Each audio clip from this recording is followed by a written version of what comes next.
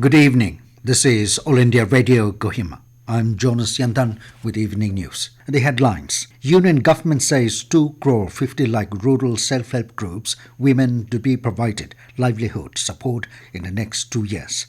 Minister of State for Panchayati Raj Kapil Mureswar assures to take up the problems faced by state departments with senior cabinet ministers.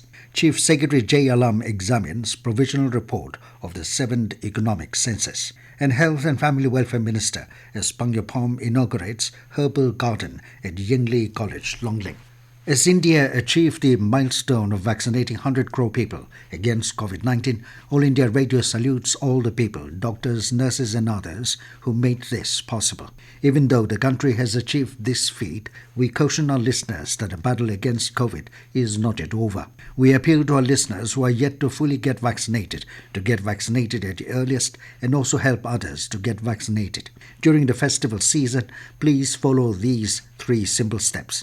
Wear a face mask, maintain 6 feet for social distancing, focus on hand and face hygiene. For any COVID-related information and guidance, contact National Helpline numbers 011-2397-8046 and 1075 and State Helpline number 1800-345-0019.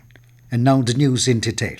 Union government has said that 2 crore 50 lakh rural self-help groups, SHGs women, will be provided livelihood support in the next 2 years. Rural Development Ministry said government has launched an initiative to enable rural SHGs women to earn at least 1 lakh rupees per annum. It said based on various models existing across the country, a detailed advisory has been issued to the state governments. The ministry said, as of date, over 6,750 blocks have been covered under the National Rural Livelihood Mission, mobilizing 7 crore 70 lakh women into 70 lakh self-help groups. Minister of State for Panchayati Raj Kapil Mureswar Patel held an interactive session with the State Department officials yesterday at Kohima. Kapil asked the officials to give in writing the various problems faced by them in their respective departments. He assured that he will take up the matter with senior cabinet ministers and highlight the difficulties and bring out solution for the interest of the departments. Patel asked the officials to put up signboard under what head of Finance Commission the development work is being carried out in order to let people know that development is reaching at their doorsteps. Assuring his support for the development of the state, he said that the Prime Minister of India is committed to place the northeastern states at par with the other states of the country. Chief Secretary and Chairman State-Level Coordination Committee on 7th Economic Census, J. Alam, convened a meeting to examine the provisional report of the 7th Economic Census today at Kohima. Highlighting on the 7th Economic Census, Additional Director and HOD, Department of Economics and Statistics, Nitin Angami, briefed on the process and manpower involved in conducting the economic census. He said that in Nagaland, the 7th Economic Census was launched in August 2019 and completed in April 2021. The Community Service Centre CSC E-Governance Service India Limited, a platform of Ministry of Electronics and Information Technology, has been selected as the implementing agency by the Ministry's Statistics and Program Implementation for developing the ICT platform system and also to conduct field work for the economic census. Minister for Health and Family Welfare S. Pangyapom said that herbal medicines is not a new topic but is something that has been in practice for a long period of time, and in India it has been researched and estimated over 5,000 medicinal plants till date. Inaugurating the Herbal Garden at the Yingli College, Longling, yesterday, Pangyo stressed on the need to reach out to every nook and corner and explore more medicines which lay hidden in our forests. The minister added that one should not keep away with scientific medicines, but at the same time not forgetting the older traditional medicines. MO Ayush Dr. Visino Nakro, Community Health Center Yachem, said that medicinal plants have played an integral part in our country, and Northeast India is a treasure house to tea and herbs. NACRO said State Medicinal Plant Board has been setting up herbal gardens to promote and conserve medicinal plants. NACRO further said that the board intends to establish herbal plants to popularize its importance and to conserve and use them for educational and research purposes. This news comes to you from All India Radio, Kohima. You can also listen to this news bulletin on a YouTube channel, AIR News Kohima. Power Ministry has said that India is committed to achieve more than 40% cumulative electric power installed capacity from non-fossil fuel energy resources by 2030. The ministry said the government has identified new areas to achieve higher levels of penetration of renewable energy by proposing certain amendments to Energy Conservation Act 2001.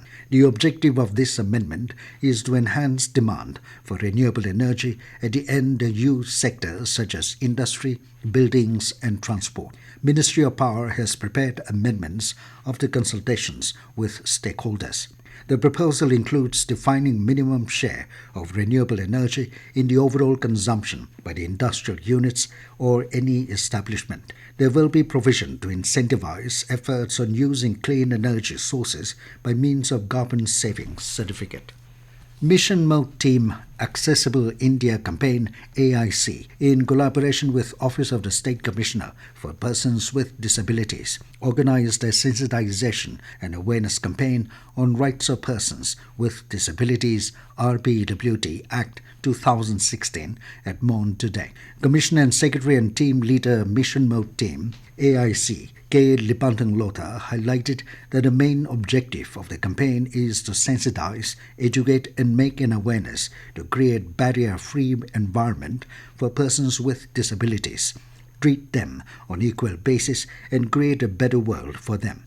He urged the people to be active messengers to create an awareness for the RPWD.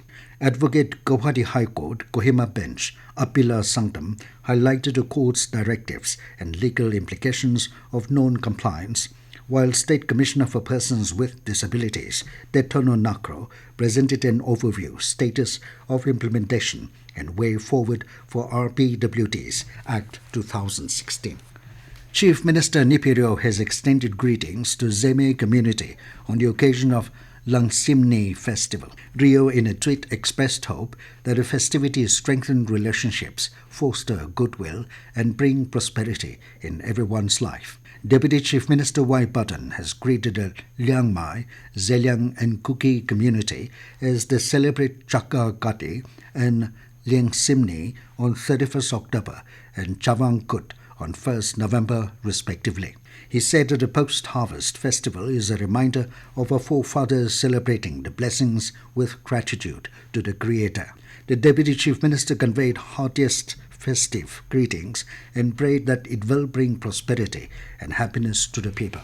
Associate Professor, Department of English, Fazal Ali College, Mugukchung, Bendang Senla today launched a collection of poems titled Ineffable Muse, a poetry collection at Mugukchung, authored by Osh Yajem Lungoma.